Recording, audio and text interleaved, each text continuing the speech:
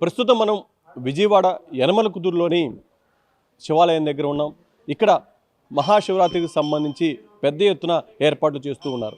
అయితే ఈ మహాశివరాత్రికి సంబంధించి ఎలాంటి ఏర్పాట్లు చేస్తున్నారు ఏంటనేది తెలుసుకునేందుకు మనతో పాటు ఇక్కడ ఉన్నటువంటి ఈవో భవానీ ఉన్నారు. ఆమె అడిగి మనిషి తెలుసుకునే ప్రయత్నం చేద్దాం. మేడం చెప్పండి, ముఖ్యంగా ఈ మహాశివరాత్రికి సంబంధించి ఇక్కడ ఎలాంటి ఏర్పాట్లు? ఈ యనమలకుదురు గ్రామంలో వేంచేసి ఉన్న శ్రీ పార్వతీ రామలింగేశ్వర స్వామి దేవస్థానంలో ఈ శివరాత్రి ఉత్సవాలు అత్యంత వైభవంగా జరుగుతాయండి. ఈ స్వామివారి కార్యక్రమాలు 14వ తారీఖు నుంచి 17వ తారీఖుతో ముగుస్తాయండి. 14వ తారీఖున స్వామివారిని అమ్మవారిని పెళ్లి కుమార్తెను చేయట, అలాగే 15వ తారీఖున శివరాత్రి సందర్భంగా 2ంటికి ఎర్లీ అవర్స్లో స్వామివారికి టెంపుల్ తరపున ఒక అభిషేకం ఉంటుందండి. తర్వాత వచ్చే భక్తులకి దర్శనమే తప్ప అభిషేకాలు ఏమి ఉండవు. 12ంటికి లింగోద్భవ అభిషేకంతో అయినాక స్వామివారిని ఉత్సవమూర్తులను తీసుకొని ఊరి మధ్యలో ఉన్న మండపంలో కళ్యాణం జరుగుతుందండి.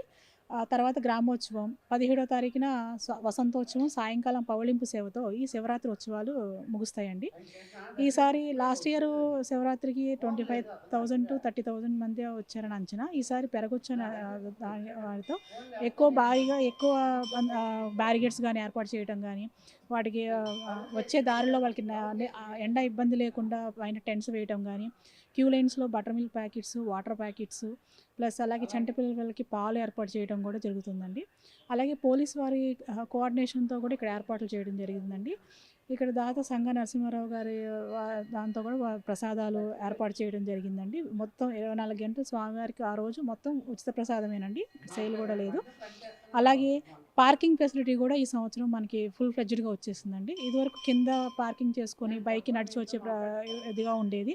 ఇప్పుడు కార్స్ కానీ బైక్స్ కానీ దాదాపు పార్కింగ్ ప్లేస్ 1 ఏకర్లో ఉంది.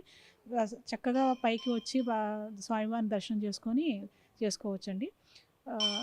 ముఖ్యంగా ఈ ప్రభలకు సంబంధించి కూడా ఇక్కడ ఈ మహాశివరాత్రి రోజు ప్రభలు ప్రధాన ఆకర్షణగా నిలుస్తాయి. దానికి సంబంధించి ఎలాంటి ఏర్పాట్లు?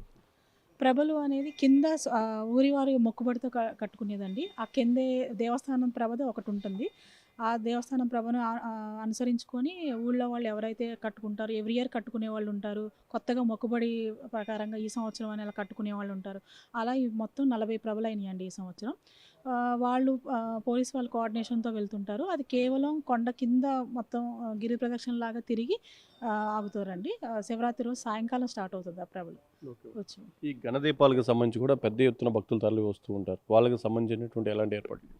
గండదీపాలు అనేది వాళ్ళు ఊళ్ళో వాళ్ళ మొక్కుబడితో చేసుకునేదండి. అది వాళ్ళు ఊరి పెద్దలతో వాళ్ళతో కోఆర్డినేషన్ చేసుకుంటారు. మనకి గండదీపం తీసుకొచ్చి పైకి వచ్చే టైంలో వాళ్ళతో వచ్చే ఒక 8-10 మంది వరకు దర్శనం ఏర్పాటు మటుకు మేము చేయగలుగుతున్నామండి. ఇది మొత్తంగా చూసుకున్నట్టు ఏదైతే మహాశివరాత్రికి సంబంధించి ఇక్కడ పెద్ద ఎత్తున ఏర్పాట్లు చేస్తూ ఉన్నారు.